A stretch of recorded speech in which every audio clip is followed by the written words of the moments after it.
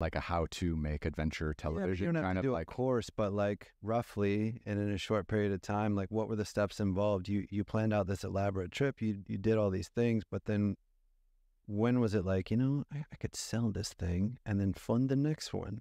Yeah. Like, I think, so we did Tough Rides China, and I think when I met you, I just finished India by the time we connected. Yeah, I remember that. And yeah, so I did this thing, Tough Rides China, and I didn't expect it to sell. And then it did. And then I was like, wow, that's exciting. But it didn't make anywhere near the money back that we had spent on it. Like, sure, but were you like cold calling? Like, how did you sell that thing? So, well, originally we had reached out to like all the broadcasters, like Discovery Channel, Nat Geo, Travel Channel back in the day, all of them. And we told them what we were going to do beforehand, but they didn't want to touch it with a 10-foot pole. Why? Yeah. Because you weren't celebrities? You didn't have the following? Like, what were their reasons? All of the above. Like, we weren't celebrities. We didn't have any following. We weren't known quantities. It was our first TV show. They had nothing else no previous work to look at. I see. So that was a big challenge. So that was when my brother and I were just like, well, let's try, and we'll go out and have an amazing adventure. We ended up setting a Guinness World Record for our trip around China, which was great. And then we also got the 6-part episode, which was like, somehow we got that in the bank as well.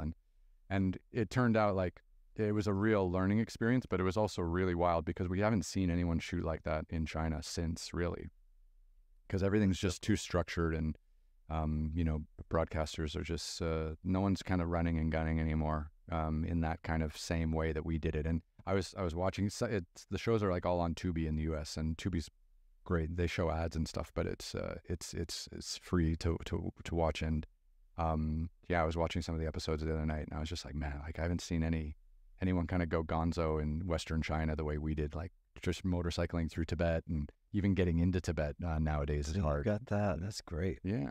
And how big was your crew? It was just you and your brother and what? One other person, 2 other people? With China, it was one cameraman and then one local producer who helped us with language and logistics. Yeah. Wow. Yeah. Tight crew. You can move fast. Yeah. Agile.